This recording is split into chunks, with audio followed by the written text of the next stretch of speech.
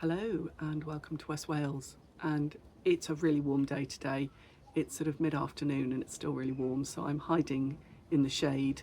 It's a little bit breezy, which I have to say is nice. We've got a mini heat wave for the next few days, and you can probably hear I'm still a bit croaky. I am getting better, it's just taking a really long time to kind of finally get rid of the croak. So I thought what I'd do in this video was just talk a little bit about the Dyer garden. So the Dyer garden has not been very successful this year, and there's a couple of reasons for that. Slugs is quite a big reason, in that the woad that I grew all completely got slugged, and so there was no harvest this year. The weld was a success. That was the only success there was, really. And then the flowers that I had grown, so the safflowers totally failed. The chamomile and the marigold looked so pretty in the garden that I actually didn't want to cut them to create dye with them.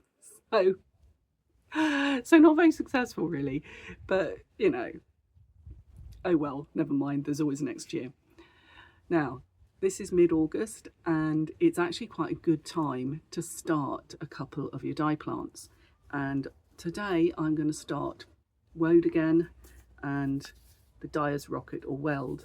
And these seeds are from Just Seeds, and I'll put a link in the description. They're based in North Wales, and I think you probably can buy them through Amazon, but I will leave a link to their actual website. I normally try and actually shop through their website. It is an affiliate link, so if you do click on it and make a purchase, then I will get a small percentage of that amount that you pay, but you don't pay any extra. You know how it all works. Anyway, the other thing I'm going to look at is the madder. And I've tried to grow madder from seed, not very successful. So I actually bought a little plant last autumn, nursed it through the winter, and now it's doing really well. And it is the time to take runners from that plant. So that's what we're going to do today, and just start a few of these seeds. So let's go onto the table and just have a little look at this madder plant. So this is now a 2-year-old plant, and you can see it is rather sprawling, and it's the roots that we're going to harvest when it's a 3-year-old plant, and these are what we're going to take runners off. So if you've ever taken runners off a strawberry, it's exactly the same. We're going to get 1, 2, 3, 4 little pots filled up with compost, and actually sort of pin these down into that compost. Now there's rather a lot of dogs barking, so I may have to re-record this. I'm using seed and cutting compost, and I've just got 4 pots that I'm going to fill right to the top. And yes, I have got compost all over my hands. And then we're going to go over to where I put the madder and actually sort of pin the shoots down into this. Before I do any planting or sowing, I always find it a really good idea to actually water the compost before you start any of the operations.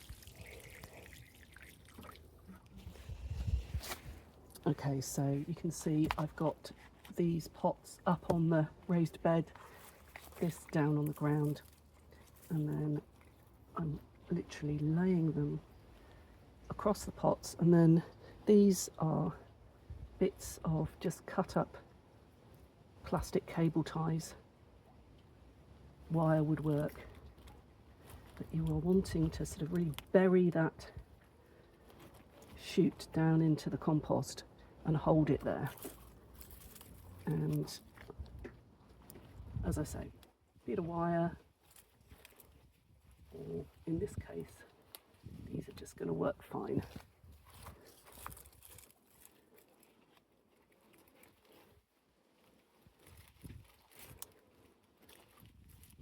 And then we will come back in a few weeks' time, and hopefully they've rooted.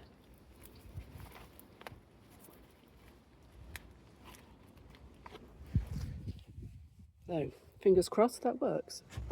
Okay, so cup of tea and then 2 seed trays. And these seed trays, yes, they are plastic, but I have to tell you, I've been reusing these seed trays for about the last 25 years, and they are very good quality and they show no signs of splitting. I keep them out of the sun once I've used them, so I'll use them in the autumn, I'll use them in the spring, and then they get put away so they're not left out in the sun, so they're gonna, you know, they're gonna last and last and last. So again, we've got the seed and cutting compost there, and a couple of labels, and yes, they are plastic labels, but what I do is I actually write in pencil on the labels.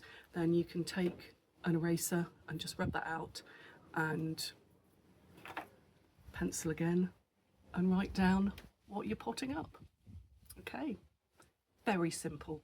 You've probably seen 100 people, if not more, plant seeds, but I'll show you anyway, just in case you haven't.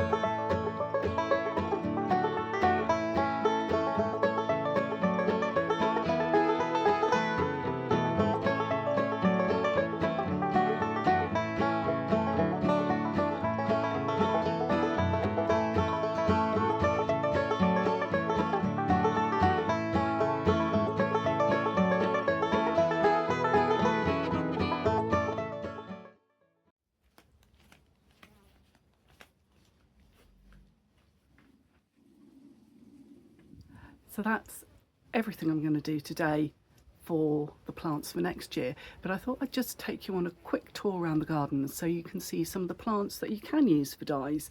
I like to grow plants that are kind of multi-use, and one of the things I have really noticed is how they might be good dye plants, but if they're pretty flowers, I really don't want to use them because I want them in the garden.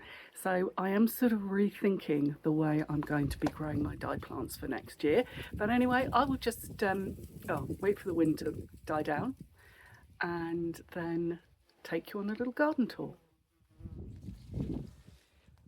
So behind me is what we call the micro orchard, and it's about 20 foot by 20 foot, and it's at the back of our house. Now, if you are very observant, you will have noticed that there is an apple tree missing.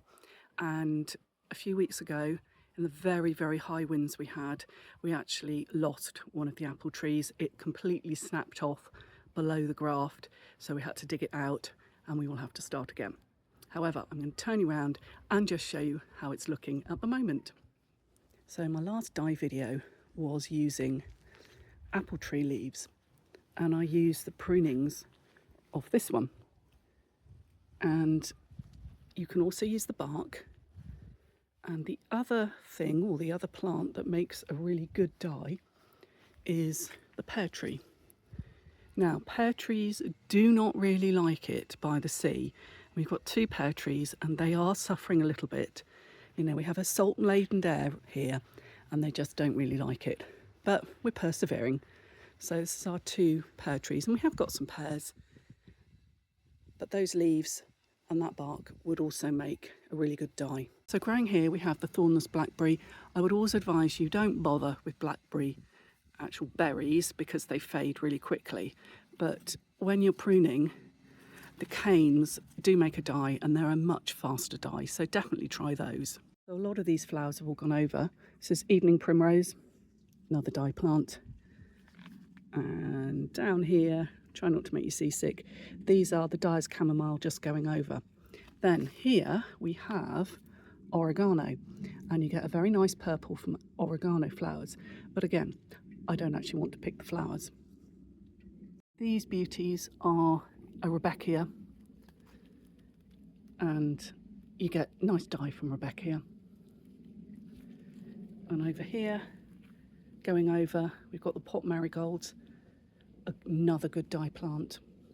Growing around the base of all the fruit trees, we've got yarrow, which is technically a weed, but we just let it flower because it's pretty and the insects like it. Plus, it is also a dye plant. Mint works really well with an iron after bath.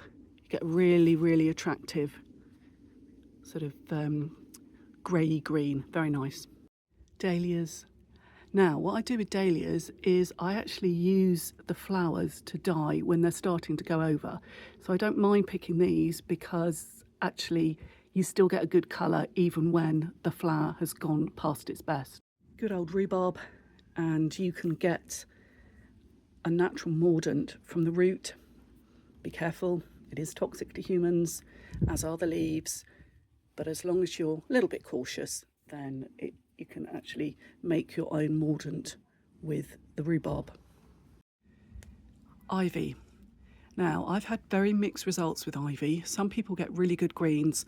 I get sort of beige, so I think it really does depend on what your soil's like with ivy. Well, little Millie Dog is enjoying the shade of our next dye plant, which is the rowan or mountain ash. Then way up in the blue sky is the willow, another excellent dye plant. I hope you enjoyed that little video, and I'm going to keep updating you with the different plants as they kind of germinate and as they grow, and I will keep making natural dyeing videos, which I will put on the channel as and when I'm doing natural dyeing. So hopefully should be back to spinning in a few days' time when it's not too hot, and then I have a little bit of a vlog for you that I started just before our visitors arrived, which should be out, fingers crossed, on Sunday if you're watching this in real time. So until next time, have a wonderful week.